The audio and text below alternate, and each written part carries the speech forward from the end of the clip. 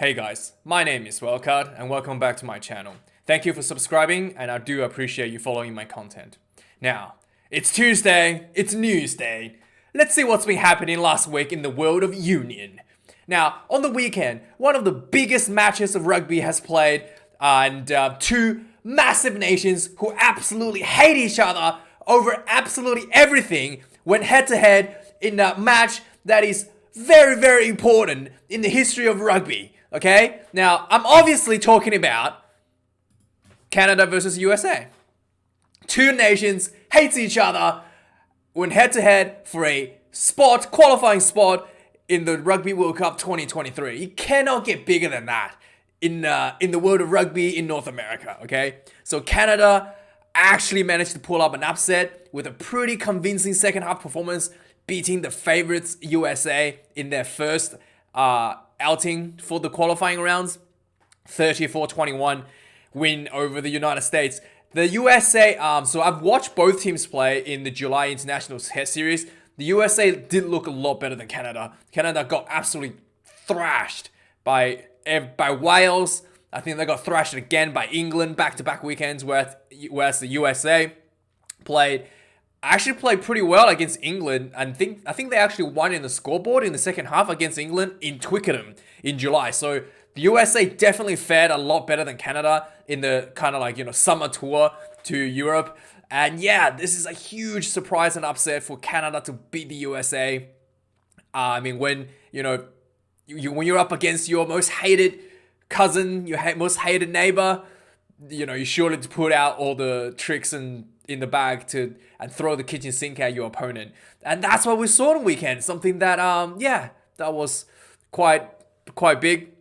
So now the teams have another game coming up. The USA has a deficit of 13 points to catch up the next game to try to qualify through the American 1 region. If they do lose, they have to go to kind of like the lower bracket and try to qualify in the American 2 region.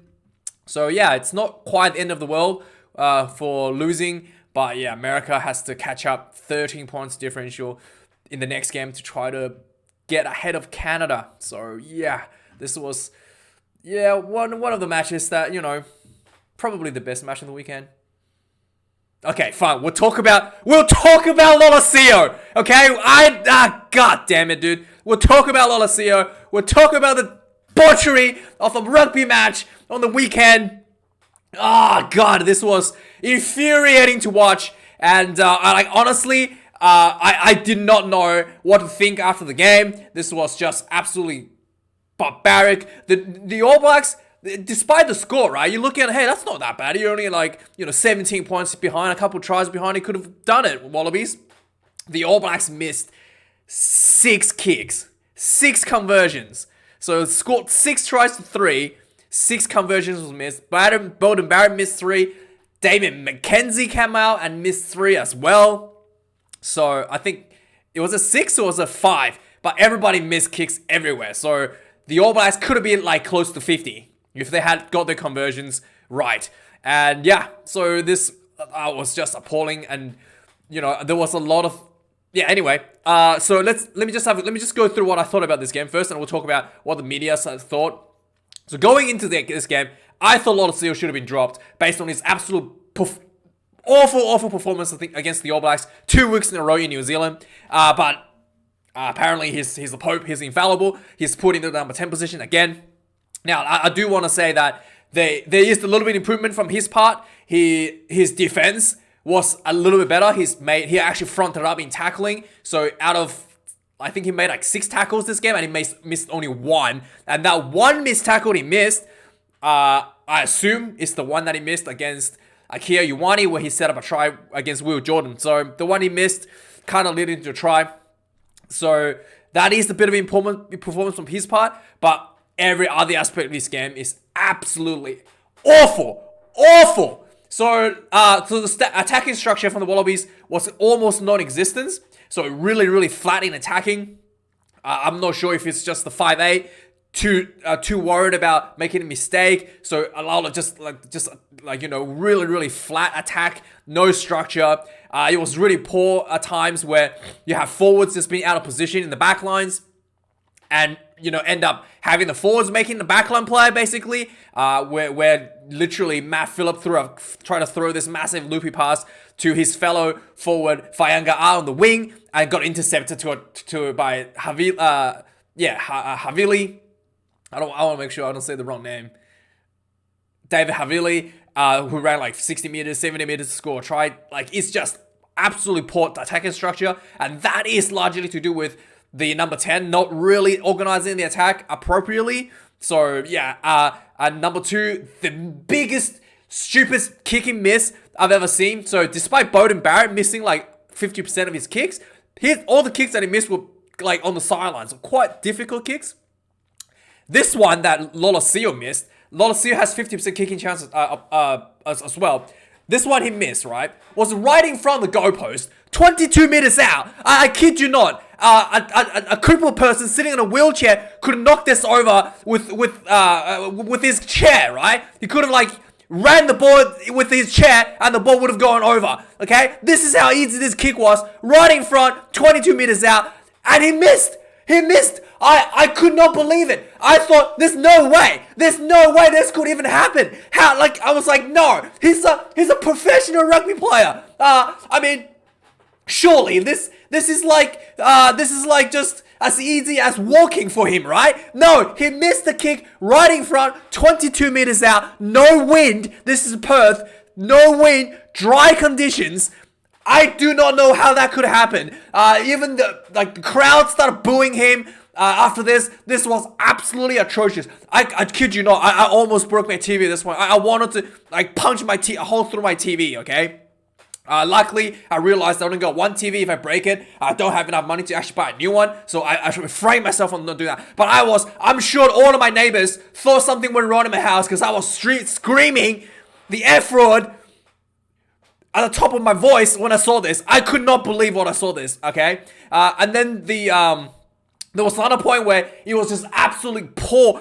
This comes back to the poor attacking structure again. So Wallabies made this really nice break. In the first half, I think the All Blacks had, this was before the red card actually. The All Blacks were strengthening defense. Full on advantage to the Wallabies for the All Blacks being offside. So like, there was literally 4 people overlap on one side. And there was like one All Black defense defending this massive half of the field. There was no one there. The commentators were saying, surely the Wallabies can score. There's a huge overlap on the right-hand side. Everybody's calling, numbers, Lolosio. He gets the ball. He looks up. He kicks it. He kicks the ball. He kicks the crossfield ball. That went too far. I kid you not. I was like, what did you not know how to pass the ball, dude? Do you know how to play rugby? Like, what? He kicked it. I kid you not. Even the commentators, the Australian commentators, were baffled by this, okay? So, it's just unbelievable how he could have decided to come to that conclusion, and that was the best play, okay? Just an absolute moron. And then there was another point, okay? I kid you not. This is actually happened, okay? And I confirmed this with my friend afterwards as well. So at this one point in the second half, where the Wallabies were attacking, had pretty average handling all game. So Lolosio had the ball. He passed the ball to Len Ikitau. And this was like not a good pass. It was a bit too far in front of Ikitau. So Ikitau like reached down and tried to catch the ball. And he couldn't catch it and knocked on. I kid you not.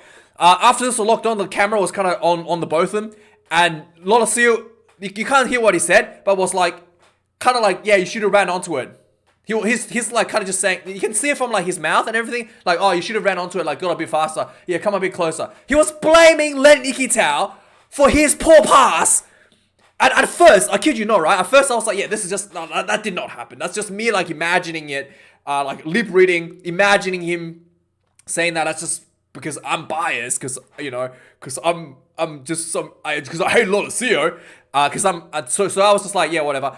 I spoke and I was talking to my friend after the match, and then like literally the first thing he like we both like, you know, he's watching his game in his house, so we weren't like watching the game together or anything. We're in lockdown in Sydney, so like we were just like talking on the phone, and he was like, the first thing he said to me, he was like, did you see that that pass a lot of Seal through was really bad to like the outside center, and then he like blamed him for like knocking on. I was like, yes, I did see that, and I thought I was imagining it. No, he actually did that. So I don't know. Maybe if you guys have the VOD, go watch it. It's in the second half, and yeah, let me know if that's what you think. But it looked like he tried to blame Mikitao for his own poor pass. Like I thought that was just like despicable. Like initially I thought it was despicable, right? Not to mention he did miss the tackle on Kia after Kerevi, Corin Betty missed the tackle as well, and yeah, and when Hodge came on the field, Wallabies scored 2 tries, and the Wallabies attacking looked a lot better, a lot more confident. So yeah, I don't know. He's probably gonna get another like 5 runs against South Africa because who knows what's going on in the rugby. And then, not to mention the other absolute piss poor team from other members of the team as well. 2 intercept tries this game. I just don't know how that could even happen. After 2 weeks of giving away intercept tries, another 2 was given away today. 2! Yes, 2 intercept tries given away in this game. Like handling errors everywhere. Like the Wallabies were literally building 15 phases and then throw away the ball. And the All Black counter attack 50, 60 meters, right? So Michael Hooper did a really high work rate. He's the highest tackler, so pretty good. He's probably the only one that played really well in this game. Really high tackle rate. He only missed 1 tackle out of making almost 20 tackles or something in this game. 18, I think it was. Really high. Liners was really poor for the Wallabies, especially the second half. I think Lockie Lonergan's throw-ins a little bit of an issue. And then also in the first half, this is mind-blowing, 300, minus 200 IQ, okay? This is literally minus 200 IQ line-out plays. So in the first half, Wallabies were having +1. So one of the All Blacks players Jordie Barrett got red carded. So the Wallabies had 1 extra person to go for a 5-meter line-out. And Corin Betty, for some reason, was in the line-out. And then something, it's not really... it's not unheard of to have a back in the line out, but the Corin Betty was in the line out, and they decided to set up for a maul, and decided to have Corin Betty ripping the ball from the back of the maul. I kid you not, this happened, and as you would imagine, Corin Betty doesn't actually know or trained to do a maul properly. He just fell to the ground in the maul, and he crawled over the try line to score a try and got penalized. I kid you not. I don't know how this went to Corin Betty instead of going to. Did they just was it just a free for all? Whoever gets the ball in the rack gets the ball. In the maul gets the raw ball. I genuinely don't understand who the hell came up with this idea. This was atrocious. Whoever taught this in the line-out training, you're an idiot. Anyway, that was I could not believe that Corin Betty got the ball in a line-out maul. And then he decided to crawl over the try line for a try. I could not believe that. But yeah, anyway. Another guy that was kind of good was Samuel Kerevi. He came back for the first game as Wallabies this year. And he actually played really well. A lot of hard running. He almost set up a try for Corin Betty. But unluckily, he picked up the ball in the ruck in an offside position. But otherwise, he played pretty well. There was a bit of discipline issues for both teams. The scrum was a little bit better for the Wallabies. The All Black scrum got penalised once in the second half. Was pretty even overall, but much better than previous weeks. So Thorn and Thor definitely stepped up a bit this week. So that's probably one of the other little bit of shining light on the Wallabies. For the All Blacks, what can I say? Superb handling, incredible good counter attack, very good kicking game. Probably have to do a bit more kicking to beat the Springboks, but they just completely dominated the kicking game over the Wallabies. Will Jordan's kicking was sublime. Beauden Barrett's kicking was sublime. Webber's kicking was also really good. Just sublime attacking rugby for the All Blacks overall. But the All Blacks has a massive defensive issue around the rucks. Quite a number of times where the Wallabies, in fact, the Wallabies scored a try as a result of this, where there was no one defending the ruck area after a tackle was made. Beauden Barrett's kicking was pretty poor. D-Mac's kicking was really poor as well. I'm talking about goal kicking. Discipline was a little bit of an issue as well for the All Blacks. But yeah.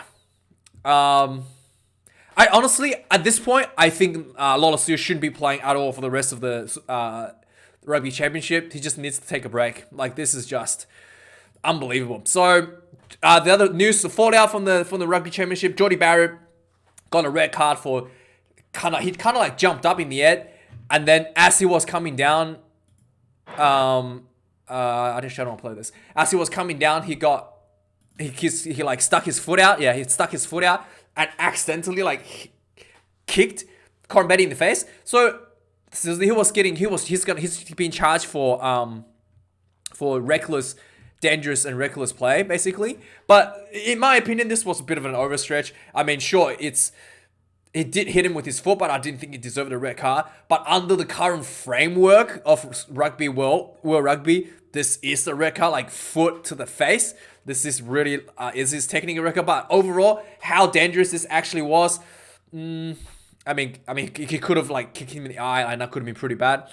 But yeah, it's a bit of 50-50. We'll see how this goes. But yeah, I thought my initial thought was that Corin Betty was going to get penalized for taking out Jordie Barrett in the air. Like, honestly, I thought that was supposed to be the penalty. If Jordie Barrett didn't actually make contact with Corin Betty's head with his foot, this would have been a penalty against Australia. Probably not going to be get a card, but this was going to be a penalty. But Jordie Barrett, yeah, he was kind of unlucky here. We'll see how the judiciary go for him. So, Beauden Barrett's kicking, like I mentioned, was pretty poor, but Fozzie attributed that to the bright sunlight. Okay, Fozzie, you guys never played rugby in the sun before, but yeah, he's saying that it was sunlight because obviously Fozzie said no, Lolosio missed a couple kicks as well. Yeah, but he's actually trash at the game. So D-Mac missed a couple, but yeah, maybe I think just players been a bit rusty being in lockdown. But yeah, the Beauden Barrett really needs to get his kicking up.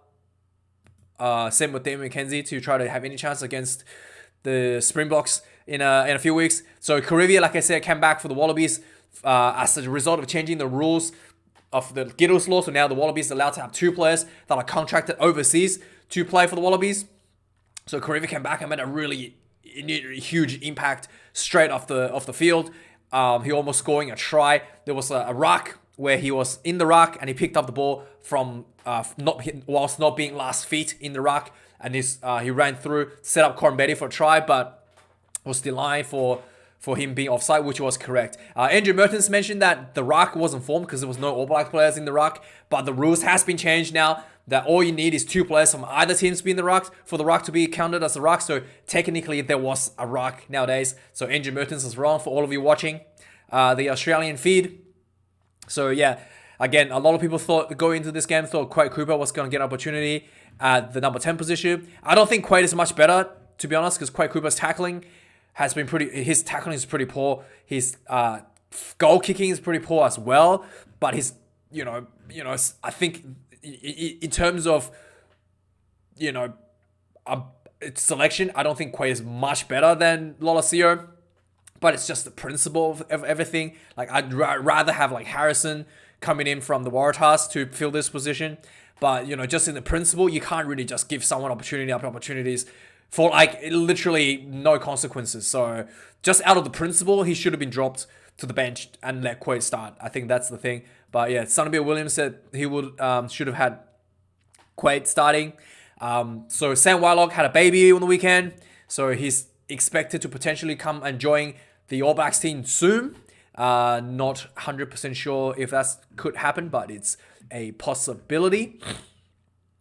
He's currently the captain as well, following Sam Cane's injury. As for the Wallaby team, there was an injury on the bench.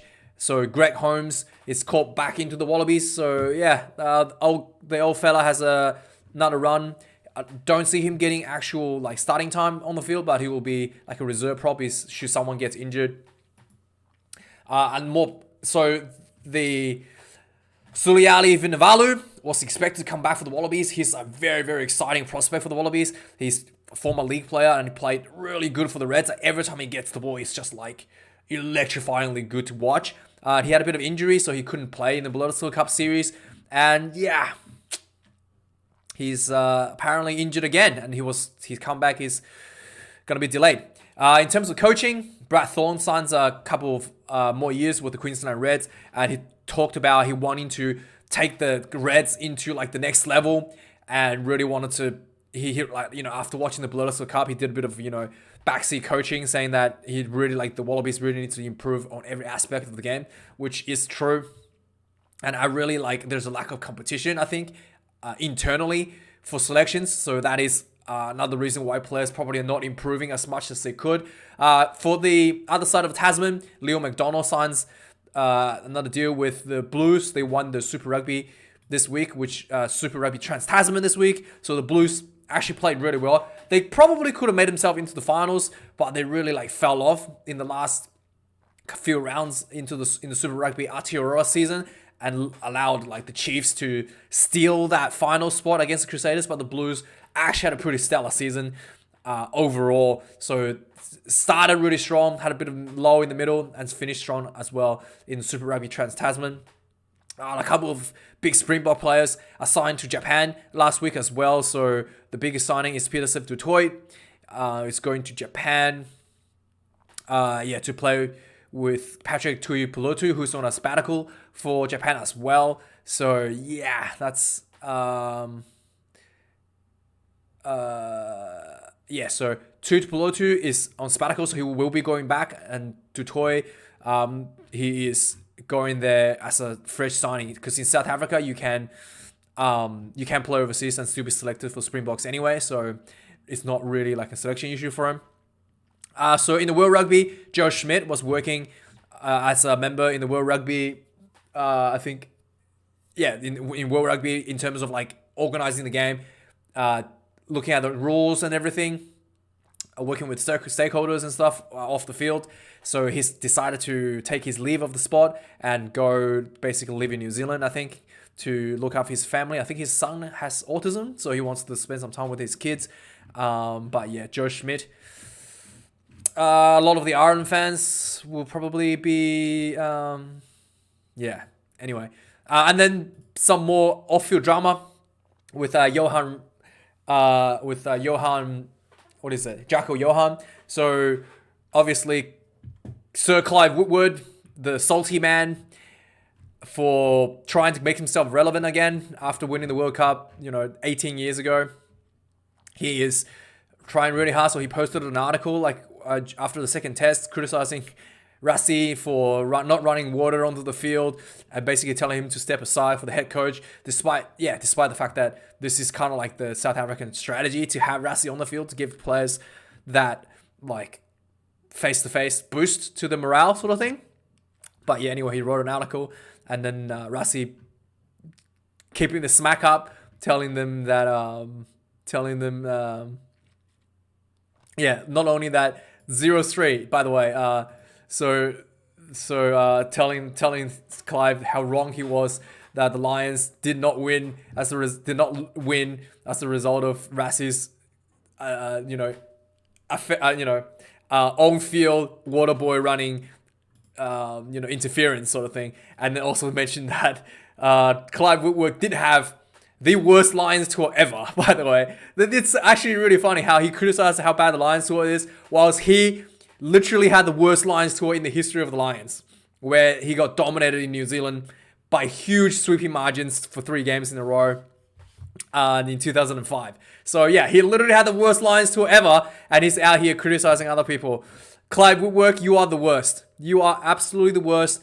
And yes, please stay irrelevant for time being, please. And then Eddie Jones was in a bit of an interview. He also was talked about another guy who was a little bit salty. Funny how these two guys from the 2003 World Cup is criticizing the current leading coach in World Rugby. As you can tell, the two guys from 2003 World Cup finals criticizing the current World Cup winner. Anyway, so Eddie Jones wasn't an interview, but it was just basically talking about how Rassie's was a bit disrespectful, but yeah, just trying to be relevant. So the world rankings, Wallabies dropped behind Argentina after losing to the All Blacks, and whilst South Africa is still way ahead of the All Blacks. The world rankings is pretty stupid, but just as a reference, Wallabies probably should be down here somewhere, in my opinion. Wales should definitely be up higher, because England actually came 4th or 5th, and then Wales actually came first in Six Nations. So I don't know how Wales is still 9th. Wales probably 3rd, and France probably 4, and then Scotland, and then maybe England, maybe England, Scotland, maybe like yeah, maybe I think Scotland should be probably slightly ahead of England, and then maybe the Wallabies and Argentina Wallabies after that. So yeah, so this ranking, I don't know. They need to fix this ranking. Maybe hit the refresh button, adjust the scores a little bit. But yeah, this is just how it is. It's a little bit messed up because of the World Cup. In World Cup, the ranking, you're going to double points. So that's why South Africa is so far ahead for winning the World Cup, because you get double points for winning the World Cup. But yeah, something like that. But yeah, it's so stupid. Nobody cares. But anyway, guys, that's the news for the week. Thank you for watching. Yeah. I swear to God, if a lot of Lotus gets selected this weekend against Springboks, I am going to lose it. Thanks for watching, guys. Like, comment, subscribe. See you guys later this week for previews.